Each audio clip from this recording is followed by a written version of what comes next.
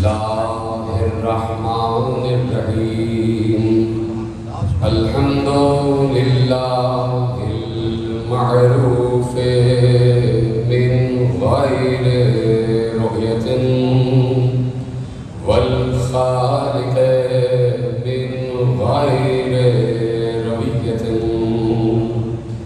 الذی لم یزل قائما دائما اذ لا سماء ذات ابراج ولا لیل داج ولا بحر ساج ولا ارض ذات مہاد ولا خلق ذو اعتماد والصلاة والسلام والتحیۃ والإکرام على نبی الرحمت وخازن المغفرت وقائد الخیر والبرکت ومنقذ العباد من الهلكة سیدنا و مولانا ابو القاسم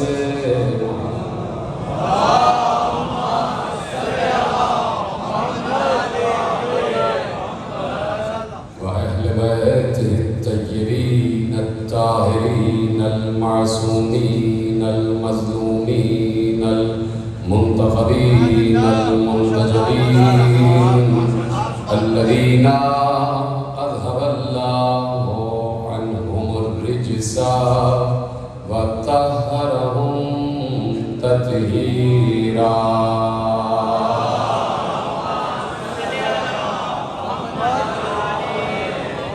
أما بعد فقد قال الله سبحانه وتعالى في محكم كتابه المجيد وفرقانه الحميد وقوله الحق بسم الله الرحمن الرحيم أم يحسدون الناس على ما آتاهم الله من فضله فقد آتينا آل إبراهيم الكتاب والحكمة وآتيناهم ملكا عظيما صلوات الله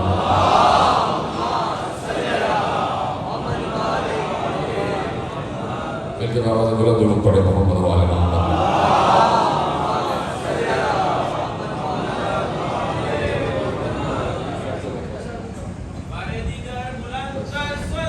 صلوات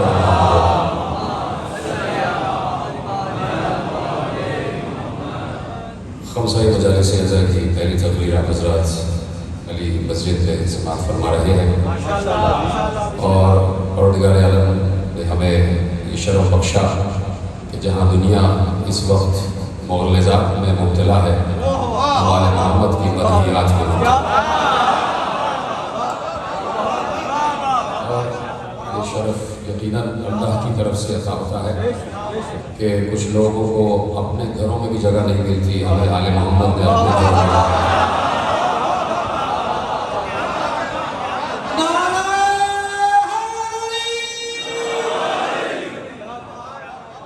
اور یہ اس نے پروردگار ہے یہ ملک پروردگار ہے یہ اختیار پروردگار ہے کہ کسی لمحہ بھی کسی لحظے بھی جب سے یہ کائنات بنی ہے اور جب تک رہے گی یہ بات طے شدہ ہے کہ لوگ آتے جاتے رہیں گے دنیا یقیناً اس کا کارخانہ یوں ہی چلتا رہے گا سلطنتیں آئیں گی اور جابر ظالم حکمران آتے جائیں گے لیکن کوئی بھی آل محمد کے ذکر پر فوقیت حاصل نہ کر سکا ہے نہ کر سکے گا فوقیت آل محمد ہی کے ذکر کو حاصل رہے گی اور ازل سے دو قوتیں کام کر رہی ہیں اور یہ دو قوتیں ابد تک کام کرتی رہے گی ایک قوت کا نام ہے حق اور ایک قوت کا نام ہے باطل یہ دو قوتیں ابد تک کام کرتی رہے گی ازل سے جب سے یہ دنیا بنی ہے اور جب تک یہ دنیا رہے گی یہ دو قوتیں حق اور باطل کام کرتی رہیں گی، اور جب تک حق اور باطل کام کرتے رہیں گے اللہ نے حق کے مقدر میں بھی کچھ لکھا ہے اور باطل کے مقدر میں بھی کچھ لکھا ہے۔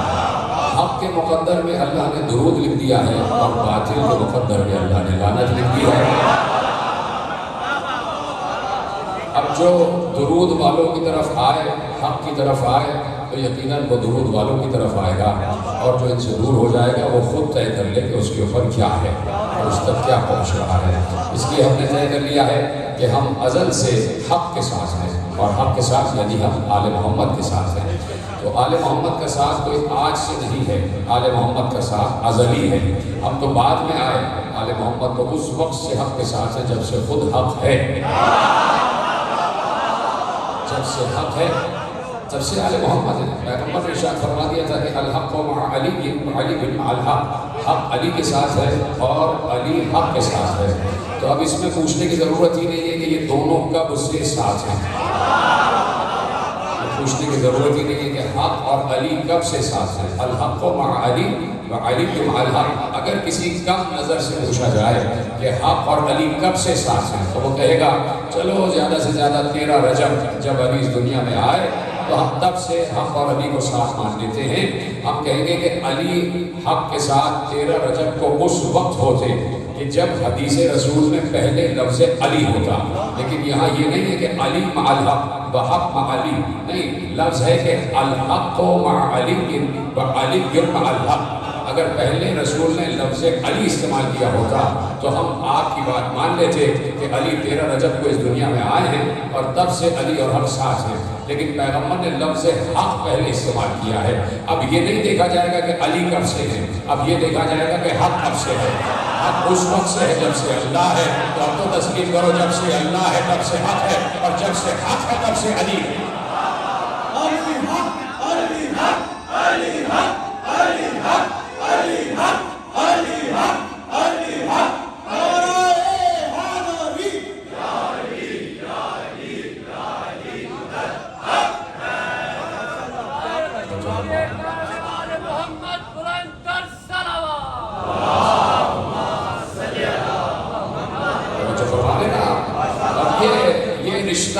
حق اور آل محمد کا ازلی ہے۔ ہم دنیا کو 1400 برس سے مسلسل یہی سمجھا رہے ہیں، مختلف طریقوں سے، مختلف زبانوں سے، مختلف زاویوں سے، مختلف حیثیتوں سے، کہ یہ رشتہ حق و آل محمد کبھی ٹوٹتا نہیں ہے، اور یہ ہمیشہ سے ہے، ہمیشہ رہے گا۔ اس لیے کہ جو شے ختم نہ ہونے والی ہو اسے تسلیم کر لینا ہی بہتر ہے، اس کے سامنے کھڑے ہو کے شیطان بننا بہتر نہیں ہے۔ جو شیطان ہوتا ہے وہ راندہ درگاہ ہی ہوتا ہے، شیطان ہمیشہ راندہ درگاہ ہوتا ہے۔ شیطان کہاں سے نکالا گیا؟ حق کی درگاہ سے نکالا گیا، تو حق کی درگاہ سے جو بھی نکالا جائے وہ شیطان ہی ہوتا ہے۔ اب جو حق کی درگاہ میں نظر نہیں آ رہا، آپ طے کر لیجیے شیطان ہے یا رحمانی نمائندہ۔ درگاہ حق کو ڈھونڈو، درگاہ حق کو ڈھونڈو کہ درگاہ حق کہاں پر ہے، تو درگاہ حق وہی ہے جہاں ذکر حق۔ یہ میں جملے نہیں کہہ رہا، یہ حقیقت بیان کر رہا ہوں کہ درگاہ حق وہی ہے جہاں ذکر حق ہے، اور ذکر حق وہی ہے جہاں ذکر علی۔ شروع ہو گئی تقریر۔ پیغمبر یہ بھی کہہ سکتے تھے رسول اللہ ہے، اور اپنی مرضی سے رسول اللہ نہیں کہتے۔ حدیث میں نے وہ منتخب کی ہے جو منتخب علیہ ہے، جو اہل تسنن نے بھی لکھا ہے اور اہل تشیع علماء نے بھی لکھا ہے کہ الحق مع علی وعلی مع الحق، حق علی کے ساتھ ہے، علی حق کے ساتھ ہے۔ ہر جگہ آپ نے پڑھا ہے، ہر کتاب میں آپ نے پڑھا ہے۔ یہ کس نے کہا؟ یہ علی نے نہیں کہا، یہ علی نے نہیں کہا، یہ کس نے کہا؟ یہ رسول نے کہا کہ حق علی کے ساتھ ہے اور علی حق کے ساتھ ہے۔ تو کیا رسول یہ نہیں کہہ سکتے تھے کہ میں حق کے ساتھ ہوں اور حق میرے ساتھ ہے؟ ہاں کہہ سکتے تھے نا، الحق معی وانا مع الحق، حق میرے ساتھ ہے اور میں حق کے ساتھ ہوں، کہہ سکتے تھے۔ یہ نہیں کہا، کیا کہا؟ حق علی کے ساتھ ہے اور علی حق کے ساتھ ہے۔ اب اس جملے کی تشریح میں سینکڑوں تشریحات ہو سکتی ہیں کہ پیغمبر نے کیوں نہ کہا۔ یہ بھی کہا جا سکتا ہے کہ پیغمبر اپنے کسی اور چاہنے والے کا، کسی دوست کا ابھی نام لے سکتے تھے، کسی کا بھی نام لے سکتے تھے، تو یہاں یہ نہیں ہے کہ کون مجھے چاہ رہا ہے، یہ معیار نہیں ہے کہ کون رسول کو چاہ رہا ہے، کہ جو رسول کو چاہ رہا ہوتا تو رسول اس کے لیے کہہ دیتے کہ بھائی ان کے ساتھ بھی حق ہے اس لیے کہ یہ مجھے چاہتے ہیں، ان کے ساتھ بھی حق ہے اس لیے کہ یہ مجھے چاہتے ہیں۔ تو معیار یہ نہیں ہے کہ کون رسول کو چاہ رہا ہے، معیار یہ ہے کہ رسول کس کو چاہ رہا ہے، اللہ کس کو چاہ رہا ہے۔ تو جسے اللہ چاہے گا اسی کے ساتھ حق ہوگا، جسے رسول چاہے گا اسی کے ساتھ حق ہوگا۔ اور جب اللہ اور رسول جسے چاہے حق اس کے ساتھ ہے تو حدیث رک نہیں رہی، پیغمبر نے کہا یا اللہ حق کو وہاں وہاں موڑتا جا جدھر جدھر علی موڑتے چلے جائیں۔ تو اب علی آگے ہیں حق پیچھے ہے، تو معیار حق کیا ہے کہ جسے اللہ چاہے اس کے ساتھ حق ہے۔ تو اب ہم نے نہیں کہا، امام اسماعیل بخاری نے باب مناقب میں لکھ دیا کہ شب خیبر پیغمبر نے اعلان کر دیا تھا کل علم دوں گا اسے جسے اللہ چاہتا ہوگا۔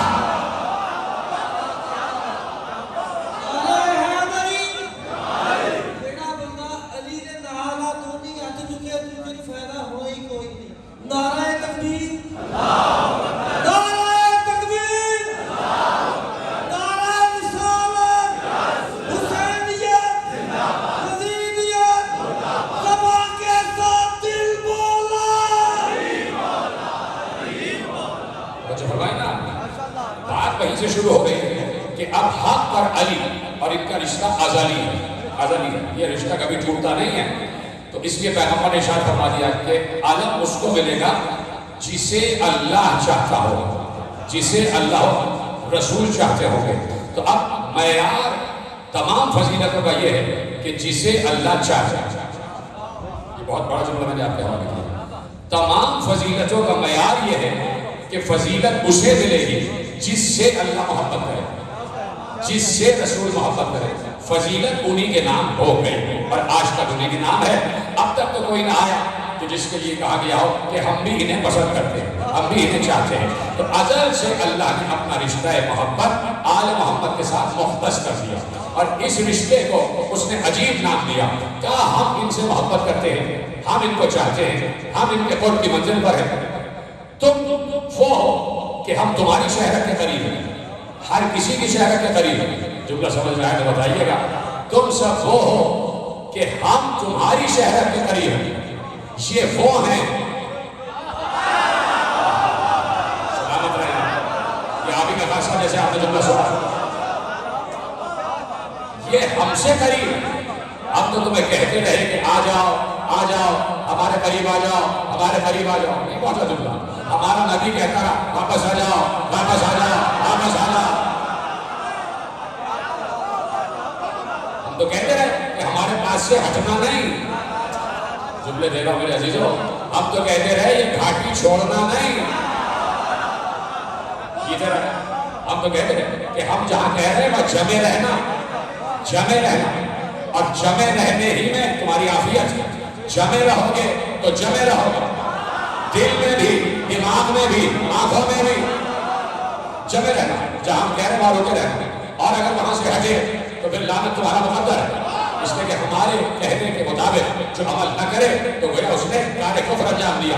تو کہا جمے رہنا۔ اب یہ جمے رہنا کس کا مقدر ہے؟ اللہ نے ارشاد فرما دیا کہ الم تر کیف ضرب اللہ مثلا کلمۃ طیبۃ کشجرۃ طیبۃ اصلها ثابت وفرعها فی السماء تؤتی اکلها کل حین باذن ربها۔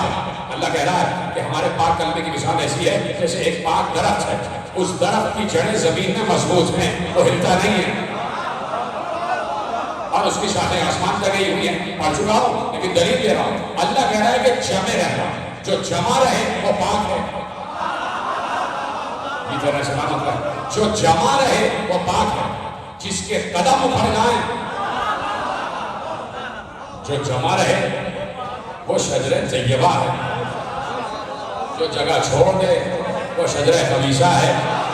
تو اللہ کہہ رہا ہے ہم نے تو اتنی پہچانیں بتائی ہیں طیب و خبیث کو پہچاننے کی، ہم نے تو سینکڑوں پہچانیں بتا دی، ان میں سے ایک پہچان یہ بھی بتا دی، کہہ دیا کہ ہم ان کو چاہتے ہیں، ہم ان سے محبت کرتے ہیں، ہم ان کے قریب ہیں، یہ ہمارے قریب ہیں۔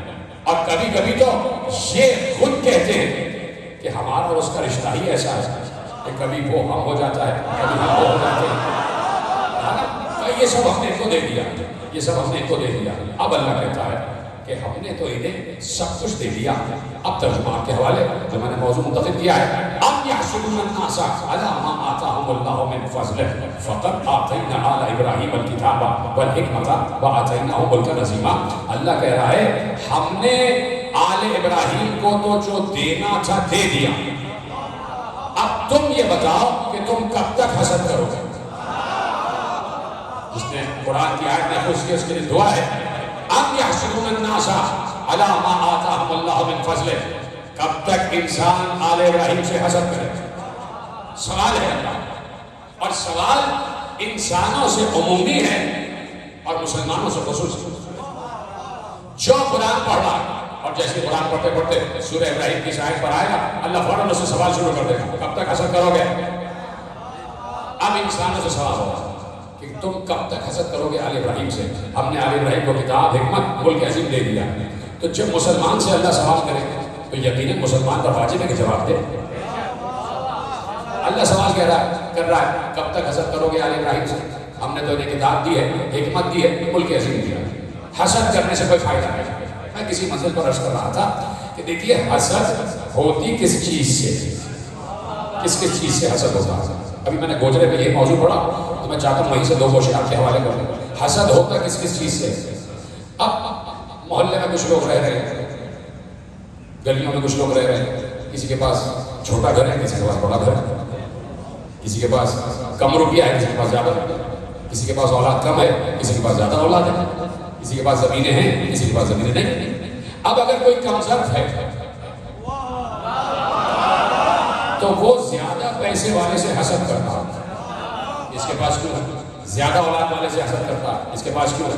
زیادہ زمین والے سے حسد کرتا, اس کے پاس کیوں, ہمارے پاس کیوں نہیں. اس کو کہتے ہیں حسد, کہ اس کے پاس کیوں ہے, ہمارے پاس کیوں نہیں. جب جذبہ حسد میں ڈھلتا ہے تو حاسد یہ چاہتا ہے کہ میں اس کی زمین پر قبضہ کر دوں.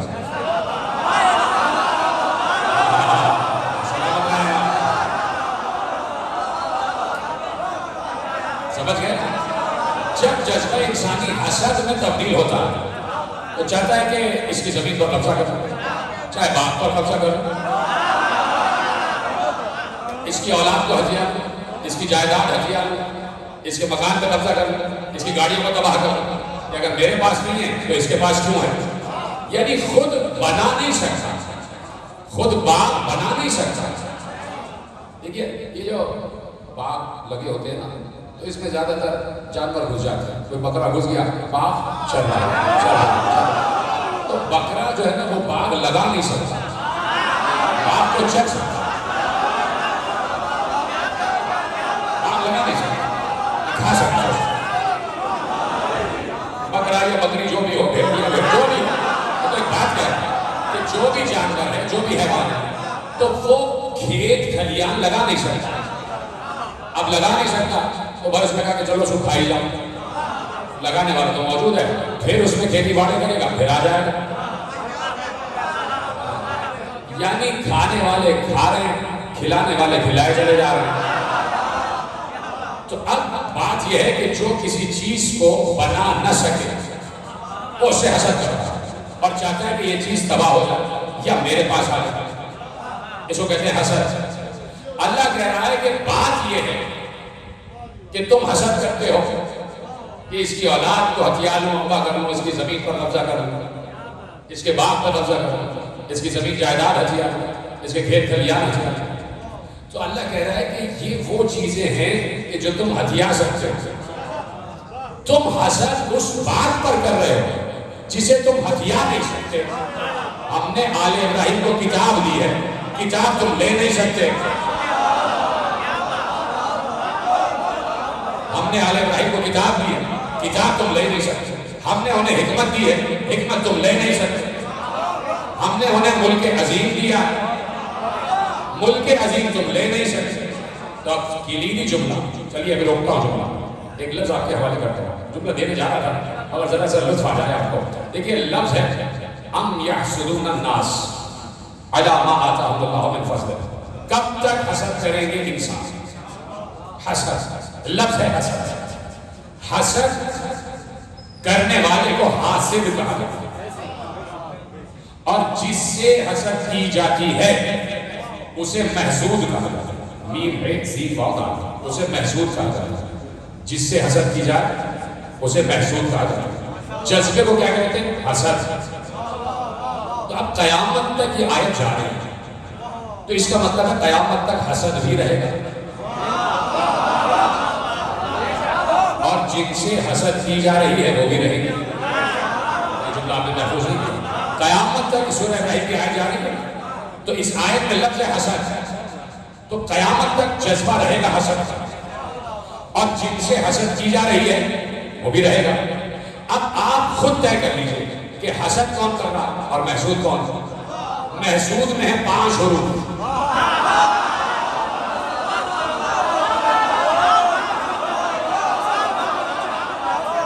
دوسرا جملہ آپ کو خود سمجھنا ہے کیا کہنا ہے۔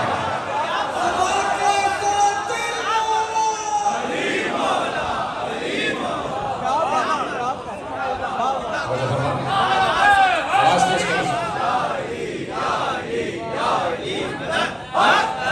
بات پہنچ رہی ہے، بڑے اطمینان سے بات پہنچ رہی ہے۔ تو اب قیامت تک حسد بھی رہے گا، اور جن سے حسد کی جا رہی ہے وہ بھی رہے گا، اس لیے کہ قرآن، اور قرآن کبھی کسی زمانے کی بات نہیں کرتا، قرآن آفاقی ہے، قرآن آفاقی ہے۔ تو جب تک قرآن کی آیت جا رہی ہے تب تک حسد بھی جائے گا، اور تب تک وہ بھی جائیں گے جن سے حسد کی جا رہی ہے۔ تو اب اللہ کہہ رہا ہے کہ بھائی ہم نے انہیں کتاب دے دی ہے، حکمت دے دی ہے، ملک عظیم دے دیا ہے، تو جملہ دے دو۔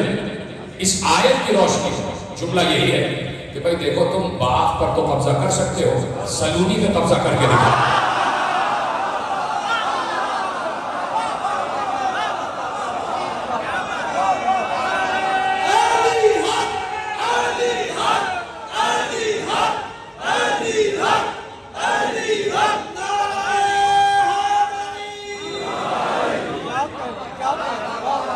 تو سیدھی سی ہے، اس کا مطلب یہ ہے کہ کتاب حکمت اور ملک عظیم ہم نے دے دیا ہے، تو بات تو یہی ہے کہ تم زمین جائیداد پر تو قبضہ کر لو گے، تخت پر تو قبضہ کر لو گے، تاج تو سر پر سجا لو گے جو کہ ٹھوکر سے بچتا ہے، لیکن یہ بتاؤ کہ کتاب کا کیا کرو گے؟ کتاب تو ہے آل ابراہیم کے لیے، حکمت تو ہے آل ابراہیم کے لیے، اور ملک عظیم بھی آل ابراہیم کے لیے۔ تو نہ تم کتاب پہ قبضہ کر سکتے ہو، نہ تم حکمت پہ قبضہ کر سکتے ہو، نہ تم ملک عظیم پہ قبضہ کر سکتے ہو، تو حسد کرنے سے فائدہ کیا؟ سیدھا سا قرآن کہہ رہا ہے دروازے کھلے ہوئے ہیں، اور بن کے آ جاؤ۔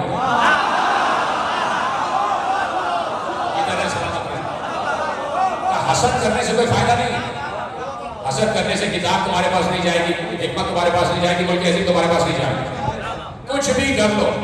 اگر آج تک تم زندہ ہوتے تو اس وقت تک تو 70 مرتبہ کہا تھا، آج 70 کروڑ مرتبہ کہہ چکے ہوتے کہ اگر یہ نہ ہوتے۔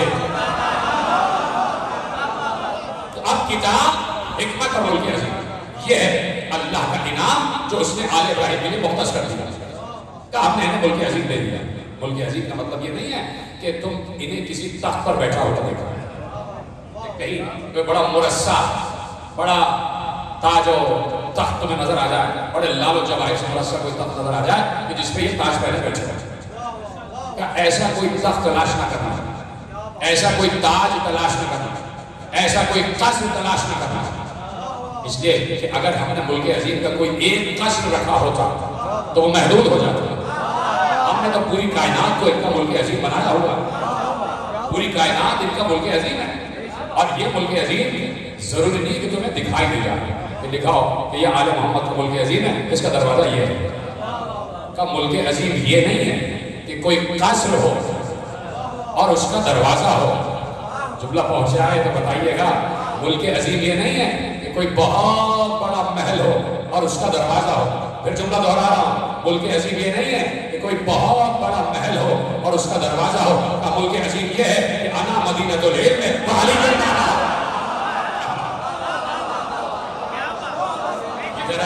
جیسے آپ سب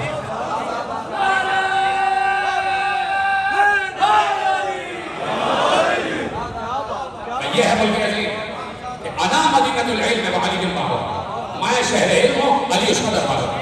کہ یہ ہے قصر ملک عظیم کہ جس کے سرنامے پر محمد اور علی لکھا ہوا، کہ یہ ہے، اس کو کہتے ہیں شہر ملک عظیم۔ اور یہ شہر تمہیں کہیں ایسا نہیں ہے کہ کسی حدود میں محدود دکھائی دے گا، جہاں ہمارا ذکر ہو جائے وہی شہر محمد و علی۔ بات بڑے جملے آپ آسانی سے، بھائی جہاں اللہ کا ذکر ہو جائے وہی شہر محمد و علی۔ کہہ دیا ہم نے انہیں کتاب دی ہے، حکمت دی ہے، ملک عظیم دیا۔ یہ ملک عظیم تم اس تک پہنچ ہی نہیں سکتے، تم اس تک نہیں پہنچ سکتے کہ یہ ملک عظیم ہے کیا۔ ملک عظیم سمجھنے کے لیے پہلے عظیم کو سمجھو۔ ملک عظیم سمجھنے کے لیے پہلے عظیم کو سمجھو کہ عظیم کون ہے۔ جب عظیم سمجھ میں آ جائے تو ملک عظیم سمجھ میں آ جائے۔ اور میں نے کسی مقام پر عرض کیا کہ کیسے سمجھ میں آئے کہ ملک عظیم کیا ہے، اس میں نے کہا کہ آپ ایک دعا پڑھتے ہیں اور وہ دعا ٹی وی پر آتی ہے کہ اللہم رب هذه الدعوة التامة والصلاة القائمة آت محمدا الوسیلة والفضیلة والدرجة الرفیعة وابعثه مقاما محمودا الذی وعدته وارزقنا شفاعته یوم القیامة انک لا تخلف المیعاد۔ یہ ہے بڑی اہم ترین دعا کہ جس میں اللہ کہہ رہا ہے کہ بھائی جو آپ سنتے ہیں کہ فوراً جیسے اذان ہو تو فوراً یہ دعا مانگو، اذان سے متصل دعا مانگو، اللہم رب هذه الدعوة التامة، اے اس دعوت کامل کی پرورش کرنے والے، یعنی دعوت کی پرورش کرنے والے، والصلاۃ القائمہ، اور اے اس قائم ہونے والی نماز کے راہ۔ اب کیوں بھائی اللہ کہہ رہا ہے، کیوں بھائی کیوں پکار رہا ہوں، کیوں کہہ رہا ہوں، کیوں پکار رہا ہوں؟ کبھی پروردگار تو سے دعا یہ ہے کہ آتی محمد الوسیلۃ والفضیلۃ، ہمارے لیے اپنے اور ہمارے درمیان محمد کو وسیلہ قرار دے۔ اللہ سے بندہ براہ راست کہہ رہا ہے اپنے اور میرے درمیان محمد کو وسیلہ قرار دے۔ پروردگار یہ 5 وقت بدعت کر رہے ہیں، تجھ سے تیرے سامنے بدعت کر رہے ہیں، یہ تو وسیلے کے قائل ہی نہیں، اور روزانہ 5 وقت ٹی وی پر یہ دعا رہے ہیں، روزانہ 5 وقت ٹی وی پر دعا رہے ہیں، آتی محمد الوسیلۃ والفضیلہ، محمد کو وسیلہ قرار دے اور فضیلت عطا فرما۔ فضیلت کیا ہے؟ وَابْعَثْهُ مَقَامًا مَحْمُودًا، انہیں مقام محمود پر پہنچا۔ بس یہ ہے وہ مقام جس کے لیے میں نے آپ کو ذکر کیا، انہیں مقام محمود پر پہنچا۔ کسے؟ محمد۔ کون کہہ رہا ہے؟ انسان، مسلمان۔ توجہ ہے، انہیں مقام محمود پر پہنچا۔ مسلمان 5 وقت کہہ رہا ہے، کس سے؟ اللہ سے۔ تو پہلے یہ طے ہو جائے کہ مقام محمود کیا۔ دیکھیے دعا ماننا الگ ہے، دعا کے الفاظ پر غور کرنا الگ ہے۔ اب آئیے میں آپ کے سامنے کچھ جملے عرض کرتا ہوں اور آپ کے کندھوں پہ رکھ کے کہیں جملے پہنچ جائیں، اس لیے کہ ہوا کے دوش پر بھی جا رہی ہے اور شعاؤں کے دوش پر بھی باتیں جا رہی ہیں۔ اب پڑھ تو رہے ہو کہ بھائی مقام محمود پر پہنچا دے، پہلے یہ تو طے کرو کہ مقام محمود ہے کیا۔ اجازت ہے پیش کیا جائے؟ پریشان تو نہیں؟ کل سے 9:30 بجے اعلان ہوگا انشاءاللہ، 9:30 سے 10:30، اس سے زیادہ رحمتیں تقسیم نہیں ہو سکتی، زحمت تو کہیں گے نہیں بھائی، ایک نقطے سے ہی سارا معاملہ بدل جاتا ہے، ایک نقطے سے سارا معاملہ بدل جاتا ہے۔ آپ صرف یہ سمجھنا ہے، صرف یہ سمجھنا ہے کہ مقام محمود کیا ہے۔ توجہ ہے نا، یہ مقام محمود کیا ہے۔ مقام محمود اس وقت سمجھ میں آئے کہ جب محمود سمجھ میں آ جائے۔ مقام محمود اس وقت سمجھ میں آئے کہ جب محمود سمجھ میں آ جائے۔ مقام محمود، کسی دروازے پہ آپ گئے، اس پہ لکھا ہے مقام زید، سمجھ میں آ گیا یہ زید کا مقام ہے۔ منزل زید، مقام زید، مکان زید لکھ دیا میں، مقام زید، یعنی اس گھر کو مقام زید کہتے ہیں، یہ زید کا مقام ہے، زید یہاں رہتا ہے، زید یہاں رہتا ہے۔ اللہ سے مسلمان 5 وقت دعا مانگ رہا ہے کہ محمد کو مقام محمود پر پہنچا، یعنی محمود کے مقام پر۔ یہ تو طے کرو محمود کون ہے۔ ابھی دیکھو کیسے پرچے اڑتے ہیں لوگوں کے عقیدے و نظریوں، پہلے یہ طے کرو کہ محمود کون ہے، اور پھر اس کے بعد دعا مانگو تو پتہ چلے کہ واقعی سمجھ کر ٹھہر کر، رک کر، تعقل کے ساتھ، تدبر کے ساتھ، تفہم کے ساتھ، تفکر کے ساتھ سوچ سمجھ کر دعا مانگ رہے ہو. آپ پہلے طے کرتے ہیں محمود کون ہے، تو معلوم ہو جائے گا کہ مقام محمود کیا ہے. علامہ حموی بہت بڑے عالم اہل سنت نے فرائض السنت میں روایت لکھی کہ جیسے ہی حضرت آدم کے جسد میں روح پھونکی گئی، آدم بلند ہو گئے. بلند ہونے کے بعد انہوں نے عرش پر دائیں طرف 5 انوار دیکھے. 5 انوار دیکھے.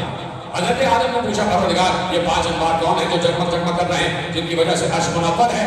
تو کہا کہ آدم ہؤلاء الخمسة الذین من ذریتک، اے آدم یہ 5 انوار ہیں، 5 یہ ہوں گے تمہاری ذریت میں، تمہاری اولاد میں ہوں گے. حضرت آدم فخر و ناز کی منزل پر آ گئے. تو جیسے ہی فخر و ناز کی منزل پر آئے، یہ 5 جو مجھ سے بھی پہلے اتنے عظیم کہ جن کے نور سے عرش منور ہے، یہ میری اولاد میں ہوں گے. جیسے ہی فخر کیا، آواز آئی وَلَوْلَا لَمَا خَلَقْتُ، زیادہ فخر نہ کرنا، اگر یہ نہ ہوتے تو تمہیں بھی بنایا نہ جاتا.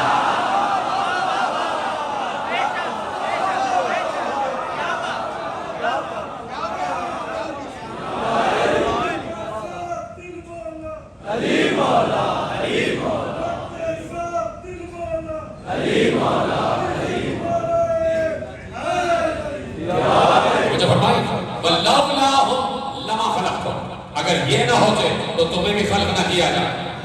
یہ نہ ہوتے تو تمہیں بھی خلق نہ کیا جاتا. حضرت آدم علیہ السلام نے فوراً عرش کی پروردگار کہ 5 کون ہے تعارف تو کرا دے. اسی میں 5 کا تعارف ہے اور اسی میں آپ کے امتحان ہے کہ میں نے کس لیے یہ روایت آپ کے حوالے کی. کہ پروردگار یہ کون ہے؟ اللہ سے پوچھا جا رہا. اور حضرت آدم براہ راست پوچھ رہے ہیں یا اللہ یہ بتا دیں یہ 5 کون ہیں کہ جن سے عرش منور ہے؟ اللہ نے کہا سنا یہ کون ہے؟ میں محمود ہوں، یہ احمد ہیں.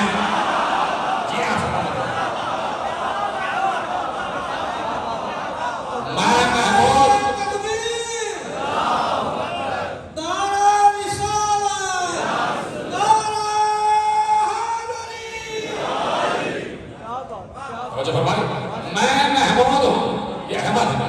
میں علی اعلیٰ ہوں، یہ علی ہے. میں فاطر السماوات والارض ہوں، یہ فاطمہ ہے. میں محسن ہوں، یہ حسن ہے. میں قدیم الاحسان ہوں، یہ حسین ہے. اللہ نے اسی دن پہلے دن ہم سب کے باپ کو بتایا کہ میں محمود ہوں.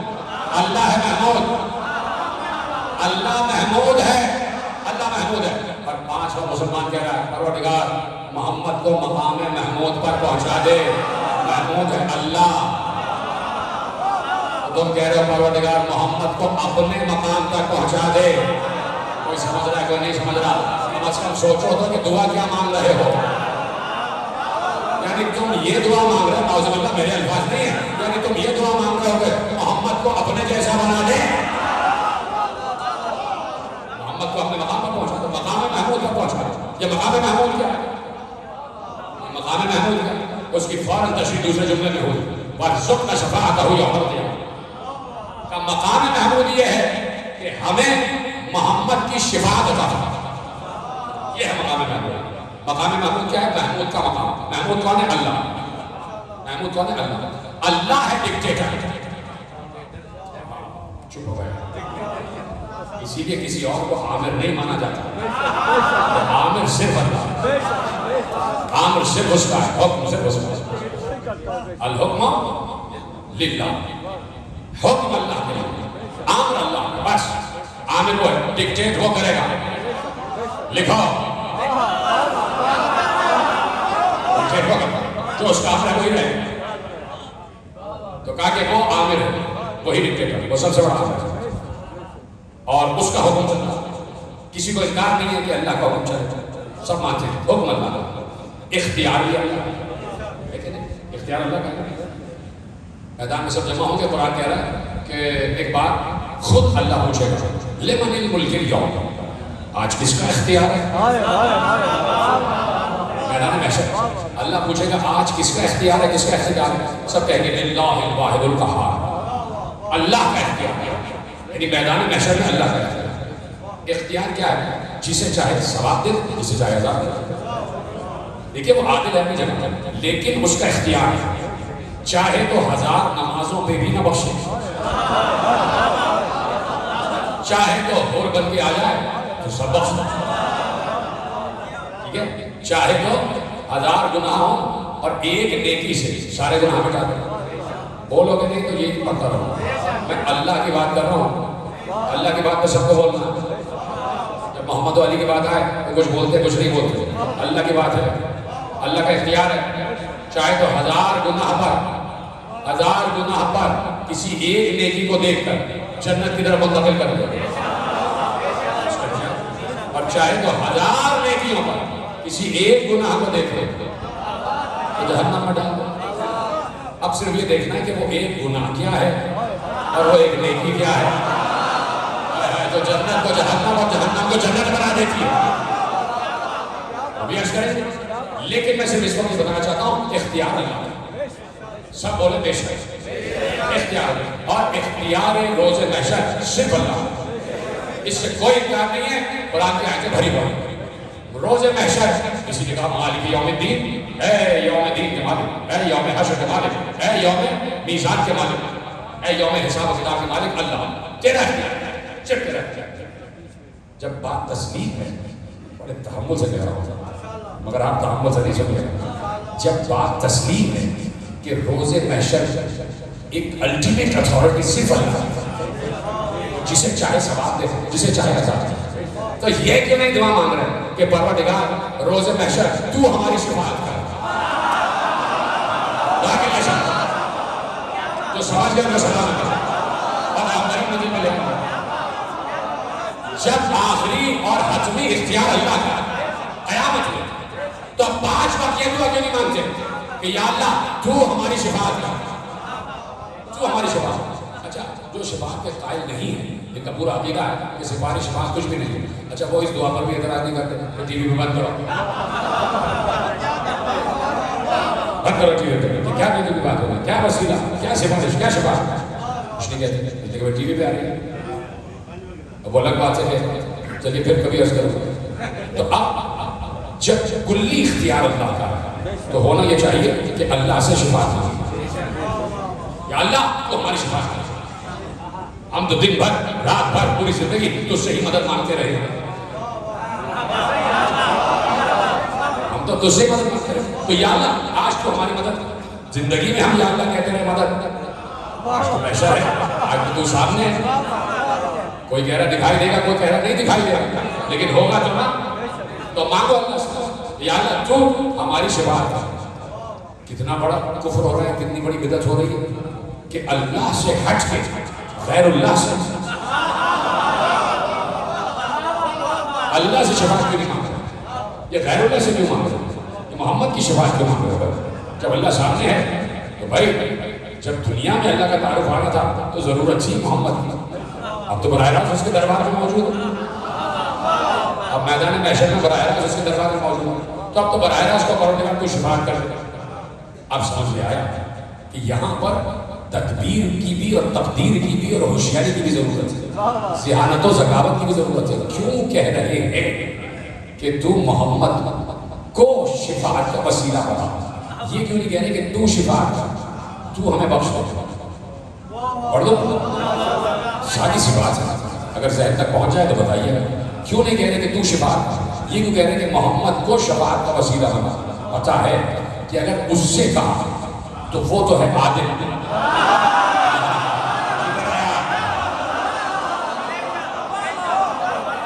وہ تو ہے عادل, وہ تو عادل کرے گا.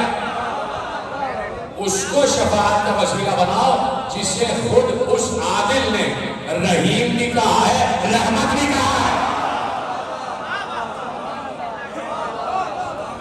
اس لیے کہ جو رسول کے پاس آ گئے وہ تو دامن رحمت میں آ گئے, اور اس لیے اللہ نے کہا تھا دلیل دینے جا رہا ہوں, اللہ سے نہیں کہہ رہے, اللہ سے نہیں کہہ رہے, اللہ سے صرف یہ کہہ رہے ہیں کہ رسول کو شفاعت کا وسیلہ بنا. کیوں؟ اس لیے کہ معلوم ہے کہ اللہ نے یہ کہہ دیا تھا کہ وسعت رحمتی علی غضبی, میرے غضب پر میری رحمت غالب ہے, میرے غضب پر میری رحمت غالب ہے. اس لیے بار بار بار بار محمد محمد محمد مصطفیٰ مصطفیٰ مصطفیٰ, روز محشر مصطفیٰ محمد, سب کی زبان پر محمد محمد مصطفیٰ ہوگا. کیوں ہوگا؟ سیدھی سی بات ہے, گھر میں کوئی بزرگ ہو, دادا ہے, اور دادا ایک دم چلانے میں آتا ہے, غصے میں آتا ہے, اگر ان کو غصہ کیسے ٹھنڈا کیا جائے, یہ چھوٹے پوتے کو لے جاؤ, ایسے بڑی محبت کرتے ہیں, اس کو دیکھتے ہی جلال جلال کرتا ہے. اللہ کے سامنے محمد محمد محمد کہتے رہنا جلال جمال میں بدل جائے.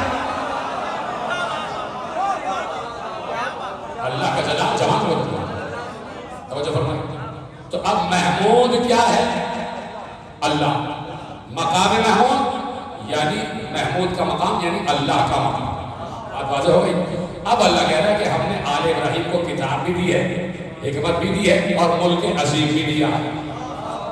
صرف یہی سمجھانا تھا کہ ملک عظیم ہے کیا. جیسے مقام محمود محمود کا مقام, ویسے ملک عظیم عظیم کا ملک. اب یہ آپ بتا دیجئے کہ عظیم ہے کون.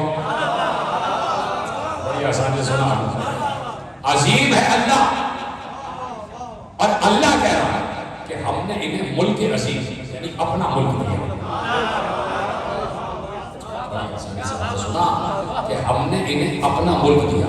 اللہ کہہ رہا ہے ہم نے آل ابراہیم کو کوئی معمولی ملک نہیں دیا, ہم نے آل ابراہیم کو اپنا ملک دیا. ہمارا ملک لامحدود ہے. ہمارا ملک اس کی کوئی حدود نہیں ہے. ہمارے ملک کے اختیار لامحدود ہے. ہمارے ملک کا اقتدار لامحدود ہے. ہمارے ملک کے معجزات لامحدود ہیں. ہمارے ملک کے باہرات لامحدود ہیں. ہمارے ملک کا تصرف لامحدود ہے. ہمارے ملک کا علم لامحدود ہے.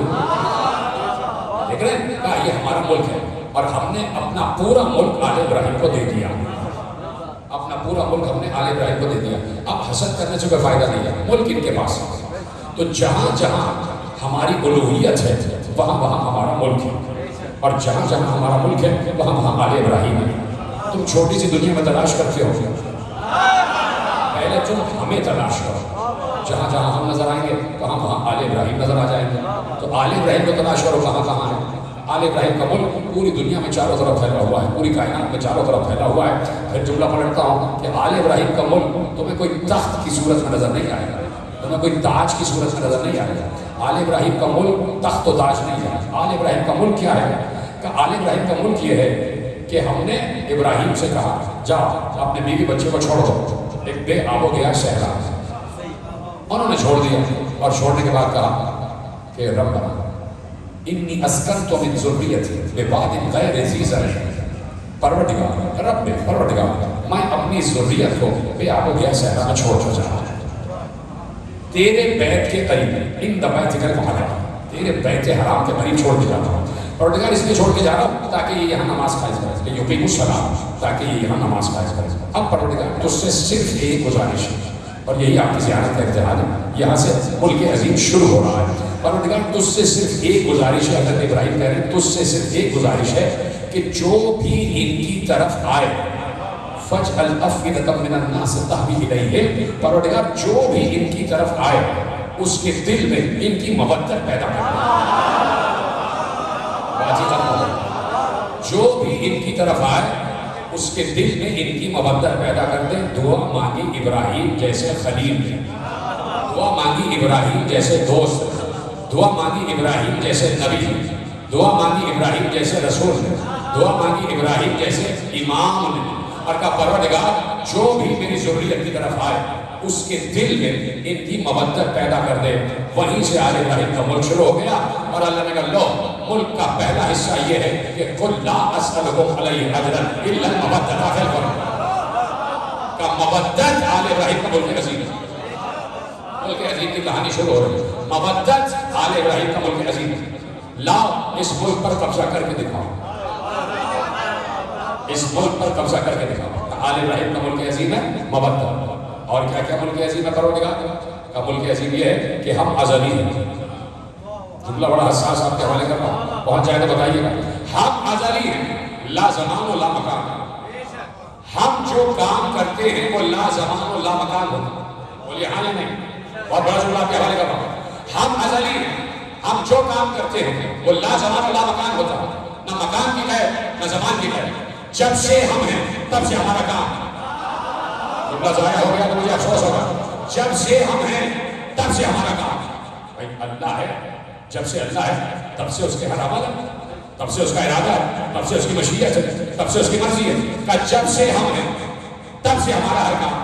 یعنی کوئی کام ایسا نہیں ہے کہ جو حادث ہو جائے کہ ہم ایک وقت تک نہ کرتے رہے اور پھر ہم نے شروع کر دیا. لوگ یہ سمجھے بھائی کہ جب سے ہم ہیں تب سے ہمارا کام ہے, اور جب سے ہم ہیں وہ کام کیا ہے؟ کہ وہ کام سامنے کا ہے. ان اللہ و ملائکتہ یصلون علی النبی. آپ جب سے ہیں درود پڑھ رہے ہیں, اور درود بھی تم جیسے کسی پر پڑھ نہیں رہے جسے لائق درود سمجھتے ہیں اس پر درود پڑھ رہے ہیں. تو جب سے ہم ہیں تب سے درود ہے, جب سے درود ہے جب سے وہ ہے جو لائق درود ہے. تو جو لائق درود ہے وہ اس وقت سے ہے جب سے ہم ہیں. تو یہ درود صرف درود نہیں ہے, روکا ہے غلط جملہ, یہ درود صرف درود نہیں ہے, یہ درود آل ابراہیم کا ملک عظیم ہے.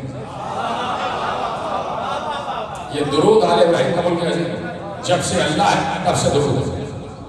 تو جب سے درود ہے تب سے آل ابراہیم. درود کیا ہے؟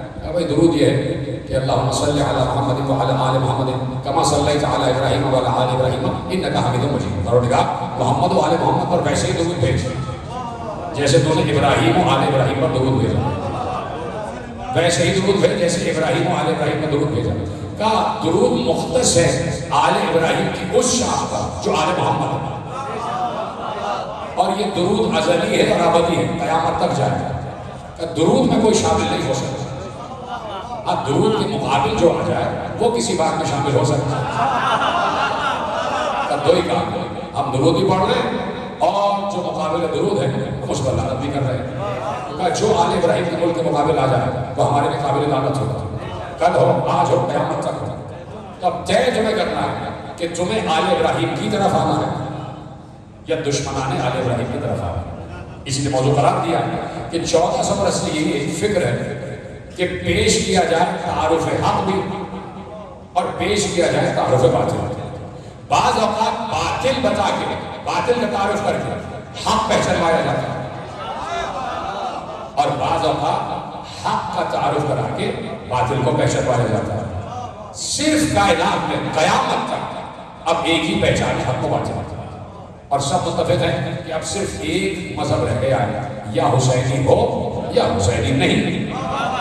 طے کر لو کہ حسینی ہو یا حسینی نہیں ہو. حسینی ہو تو یقیناً درود والوں کی طرف ہے, دوسرا جملہ آپ خود دوڑ لیں. طے کرنا ہے, ایک طرف آل درود ہے, ایک طرف آل لعنت ہے.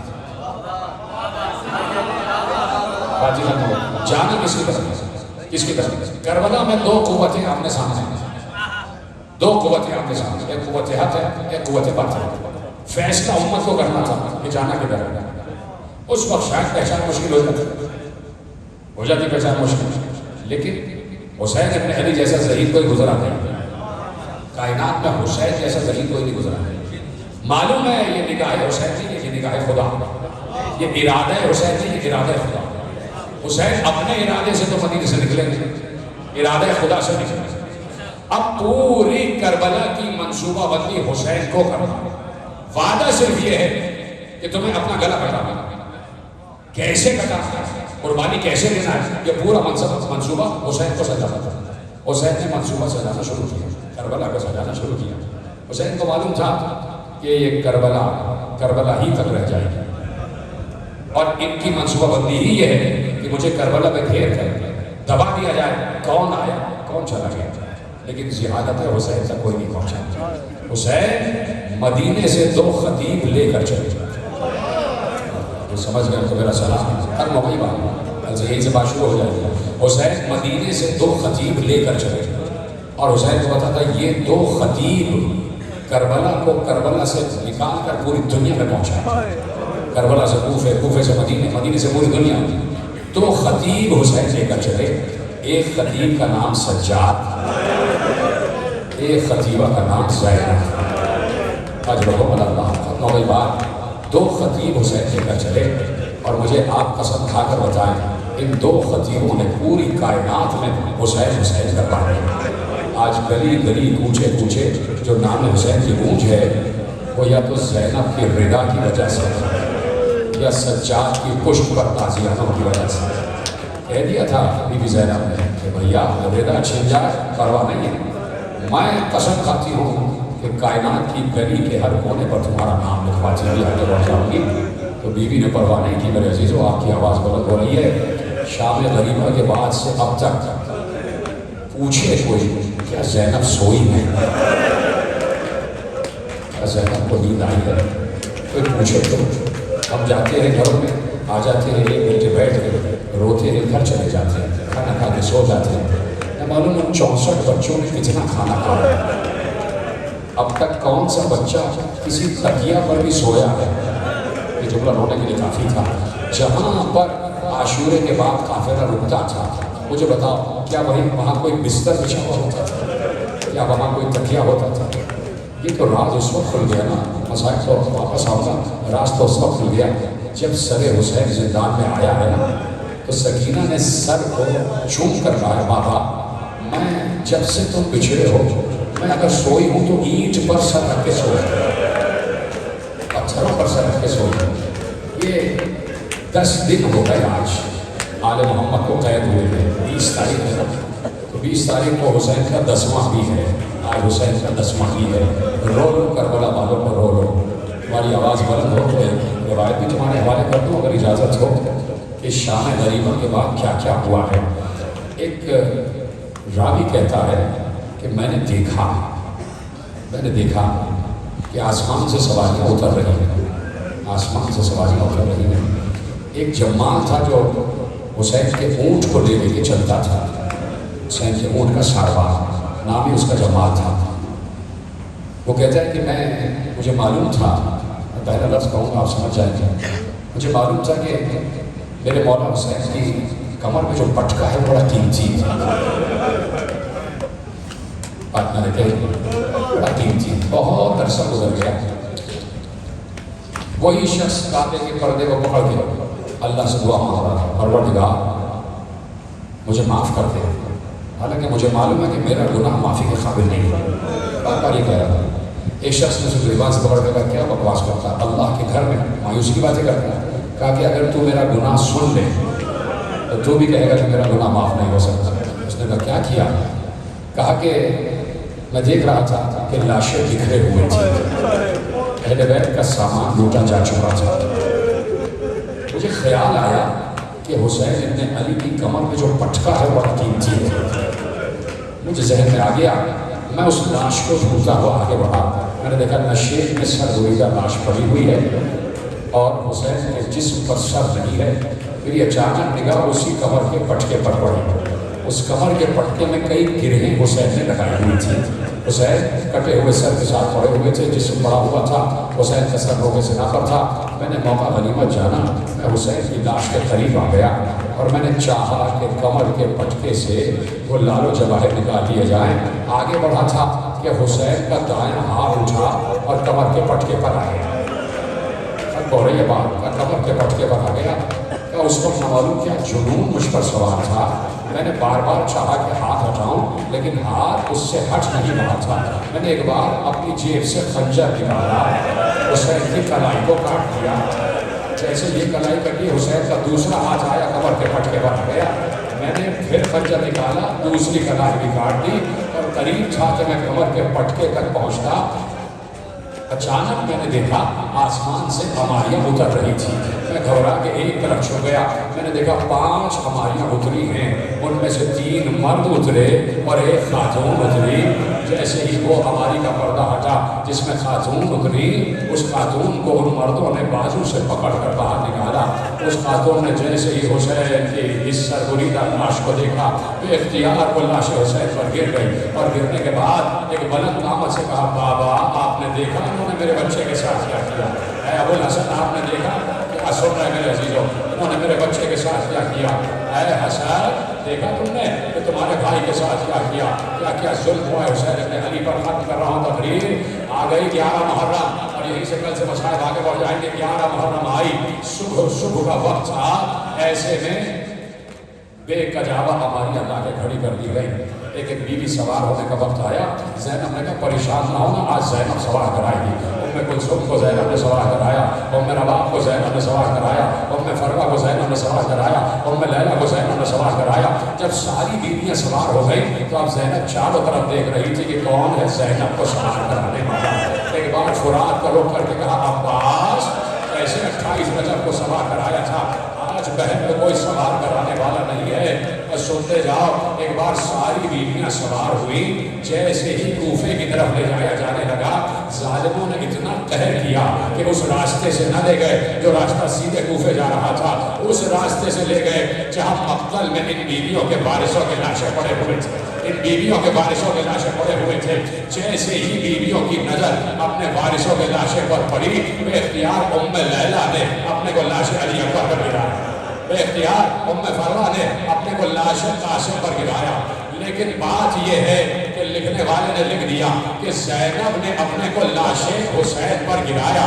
لیکن سننے والی بات تو یہی ہے نا, سینے پر ہاتھ مار کر, کہ بیویاں جب لاشوں پر گری ہیں تو گری کیسے ہے؟ اس لیے کہ سب کے ہاتھ تو رسیوں میں بندھے ہوئے تھے. تو راوی نے کہا ہر بیوی اپنے وارث کی لاش پہ ویسے گری ہے جیسے عباس گھوڑے سے زمین پر آئے. اجرکم اللہ, اجرکم اللہ. جیسے عباس گھوڑے سے زمین پر آئے. چلا گیا قافلہ, چلا گیا قافلہ, اپنے دھو کر چلا گیا. 2 دن گزر گئے, 13 محرم آ گئی. بنی اسد نے کہا ہم سے حسین نے وعدہ لیا تھا کہ آ جانا اور ہمارے لاشوں کو دفنا دینا. کہا ہم اس وعدے کو پورا کرنے کے لیے اپنے علاقے سے نکلے. ہم نے دیکھا چاروں طرف مقتل میں لاشیں بکھرے پڑے ہوئے ہیں. ہم نے کہا اپنے وعدے پورے کرنے کا وقت آ گیا. جیسے ہی ہم نے گڑھا کھودنا شروع کیا, سب نے کہا لاشوں کی پہچان تو ان کے سروں سے ہوتی ہے, یہاں پر کسی لاش کے جسم پر سر ہی نہیں ہے, کیسے پہچانے کہ کس کا لاشا کون سا ہے, کس کی لاش کون سی ہے. کہا ابھی ہم یہ سوچ ہی رہے تھے کہ دور سے گرد اڑتی ہوئی دکھائی دی. ہم ایک طرف ہو گئے ڈر کے کہ کوئی یزید کا سپاہی نہ آ رہا ہو. کہا جیسے ہی گرد چھٹی ہمارے دل ہمارے حلق تک آ گئے. اس لیے کہ ہم نے دیکھا ہمارے وقت کا امام زین العابدین تھا. ہمارے وقت کا امام زین العابدین موتے سے آ گیا. ہم آگے بڑھے, قدموں پر گر گئے, سر کو قدموں پہ رکھا, مولا کو تعزیت پیش کی. بڑا گریا ہوا, بڑا رونا ہوا, بڑی غمخواری ہوئی, بڑا گناہ ہوا. ایک بار مولا زین العابدین نے کہا آؤ میرے ساتھ میرے عزیزوں کے لاشیں دفناؤ. گنج شہیدہ کی لاش کھودی گئی, قبر کھودی گئی, سارے لاشیں اٹھا کے میرا مولا بتاتا جاتا تھا. پتہ ہے گٹھڑی میں کس کا لاشا ہے؟ پتہ ہے گٹھڑی میں کس کا لاشا ہے؟ یہ قاسم ابن حسن کی لاش ہے جو گھوڑوں سے پامال ہو گئی. یہ پتہ ہے کس کا لاشا ہے؟ یہ مسلم ابن اوسجا ہے, یہ حبیب ابن مظاہر ہے. ایک بار 2 لاشیں اٹھا کے لائے, کہا یہ پھوپھی زینب کے اولا محمد کے لاشیں ہیں. لاشیں لا کے گنج شہیدہ میں رکھے گئے. سید سجاد ایک لاش پر کمر پکڑ کر بیٹھ گئے, جگر پکڑ کر بیٹھ گئے. کہا یہ میرے بھائی 18 برس کے علی اکبر کا لاشا ہے. 18 برس کے علی اکبر کا لاشا ایک طرف رکھا گیا. ایک ننھی سی قبر تھی, یہ میرے ننھے سے 6 مہینے کے بھائی علی اصغر کا لاشا ہے. گنج شہیدہ تمام لاشوں سے پور کر دیا گیا. گنج شہیدہ میں قبر بنا دی گئی. کہا اب آؤ میرے بابا حسین کی قبر بناؤ. بیٹے نے خود قبر کھودی ہے اپنے بابا کی. کس طرح بیٹے نے لاشا اٹھایا ہے یہ زین العابدین ہی جانتے ہیں. لاش کو قبر میں رکھا, رکھنے کے بعد پائنٹی علی اکبر کو نکال دیا اور اس قبر سے علی اصغر کو نکالا. حسین کے سینے پر علی اصغر کو رکھ دیا. حسین کی قبر بھی بن گئی, ختم ہو گئی تقریر. بنی اسد نے ہاتھ جوڑ لیے, قدموں کو چوما. کہا مولا کام مکمل ہو گیا, آئیے چلیے ہمارے گھروں کو چلیے, کچھ شرف میزبانی عطا ہو. سید سجاد نے روتے ہوئے کہا ابھی کہاں کام مکمل ہوا, ابھی ایک لاش تو رہ ہی گئی, ابھی ایک لاش تو رہ ہی گئی. آؤ فرات کے کنارے تیرے چچا عباس کی لاش, تیرے چچا عباس کی لاش جس کے بازو کٹے ہوئے تھے, جس نے کہہ دیا تھا کہ میرا لاشا خیمے میں لے جائیے گا.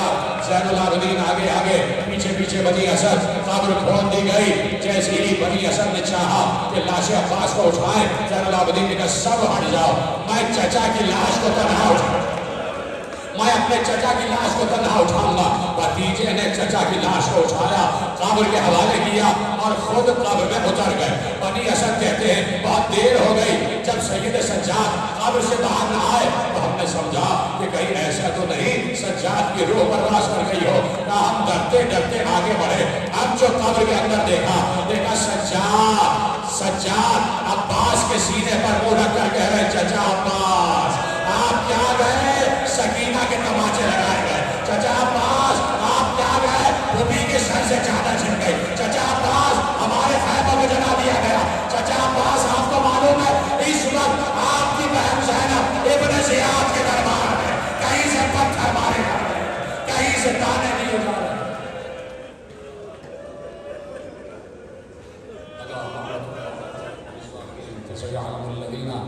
ظلموا أي منقلب ينكر